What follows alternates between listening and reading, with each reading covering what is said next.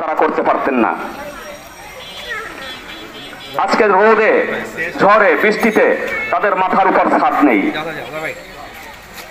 আপনারা যদি আধ্যাত্মিক লাইনে আসেন যে মৃত্যুর পরে আপনারা পরকালে কি জবাব দিবেন? আজকে অন্যের সম্পদ লুণ্ঠন করছেন, মৃত্যুর পরে আপনি কতটুকু জায়গা পাবেন? আপনারা পরকালের কথা স্মরণ করেন, মানবতাকে জাগ্রত করেন। আমরা যখন জানতে পারলাম যে হরিজন পল্লীতে বিনা নোটিশে তাদের ঘর ভাঙচুর করা হচ্ছে, আমরা মানবতার তাড়নায় বিবেকের দিক থেকে ছুটে এসেছি। আমরা তাদের পাশে দাঁড়ানোর চেষ্টা করেছি। এখানে শুধু হিন্দু সম্প্রদায়ের লোক নয়, এখানে হিন্দু, বৌদ্ধ, খ্রিস্টান, আদিবাসী সকল সম্প্রদায়ের লোক একাত্রতা ঘোষণা করেছেন। মানবতাবাদীরা একাত্রতা ঘোষণা করেছেন। আমরা মানবতাবাদী যারা, আমরা অসাম্প্রদায়িক যারা, আমরা সংখ্যায় বেশি কিন্তু গুটি কয়েক খারাপ লোকের কাছে আমরা কেন মাথা নত করে বসে আছি আমরা জানি না। সবাইকে আমরা সংখ্যায় বেশি, আমরা ভালো মানুষের সংখ্যা বেশি, অতএব খারাপ মানুষদেরকে আমাদের এই ভালো মানুষের সংখ্যাগুলো একত্রিত হয়ে তাদেরকে রুখে দিতে হবে। তাদেরকে আর অন্যায় করতে দেওয়া যাবে না। আমি যখন জানতে পারলাম এখানে এই ঘটনা, আমি বাংলাদেশ হিন্দু পরিষদের মুখপাত্র, বর্তমান আমাদের সংগঠন দেশের বাহিরেও আপনাদের এখানে যাতে আপনারা নিরাপদে বসবাস করতে পারেন, আপনারা যাতে এখানে আপনাদের জন্মভূমিতে, আপনাদের জন্মস্থানে আবারও পুনরায় বসবাস করতে পারেন, সেই জন্যই আপনাদের জন্য আমরা বিভিন্ন জায়গায় আমাদের সংগঠনের পক্ষ থেকে আমাদের দাবি তোলা হয়েছে।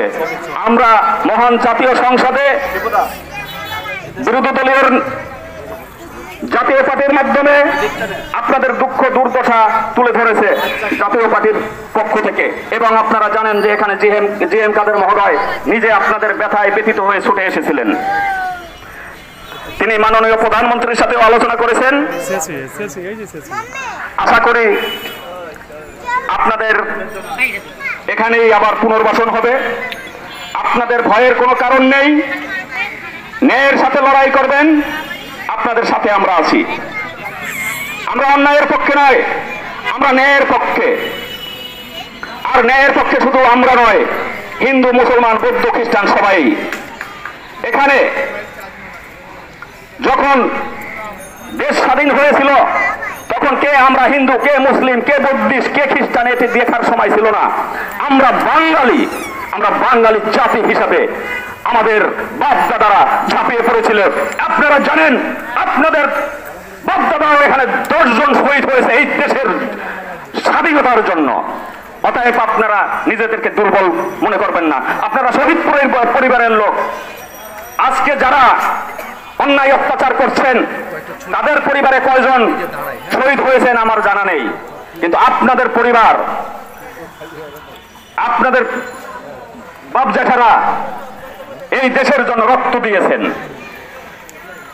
এই দেশে আমাদের সকলেরই সম অধিকার।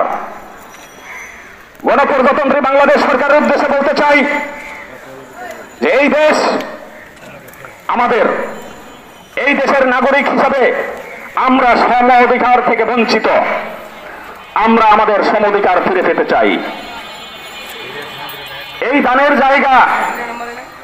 জায়গা থেকে তাদেরকে কিভাবে উচ্ছেদ করলো সেটাও আমরা খতিয়ে দেখব। সেই বিষয়ে আমরা কাগজপত্র খুঁজতেছি।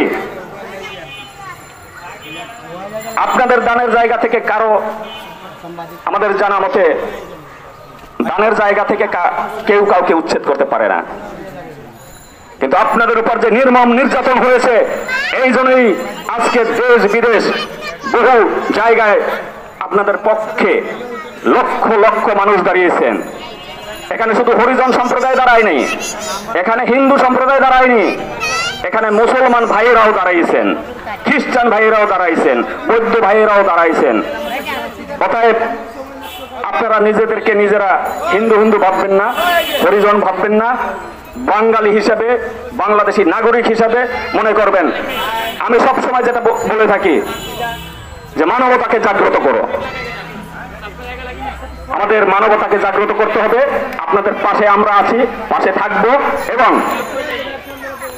আর যদি একটা ঘর ভাঙ্গা হয় আপনারা সাথে সাথে প্রতিবাদ গড়ে তুলবেন। আজকে যারা স্বজন হারা হয়েছে এই ঘরের জন্য, আজকে যারা স্বজন হারা হয়েছেন, আমরা শুনেছি যে এখানে এই ঘর ভাঙ্গার সময় স্ট্রোক করে নাকি লোক মারা গেছেন। যে স্বজন হারা হয়েছেন তিনি বুঝতেছেন, যার মাথার উপর ছাদ নেই তিনি বুঝতেছেন, কিন্তু যাদের মাথার উপর ছাদ আছে তারা বুঝতেছেন না। এই গাছেতে এই ঘর ভাঙ্গার সময় সহ্য করতে না পেরে, অসহায়ত্ব বোধ করে, কেউ ইচ্ছা করে মরতে যায় না, তিনি আত্মহত্যা করতে গেছেন। এজন্য দায় কে? কারা? আমরা লজ্জিত।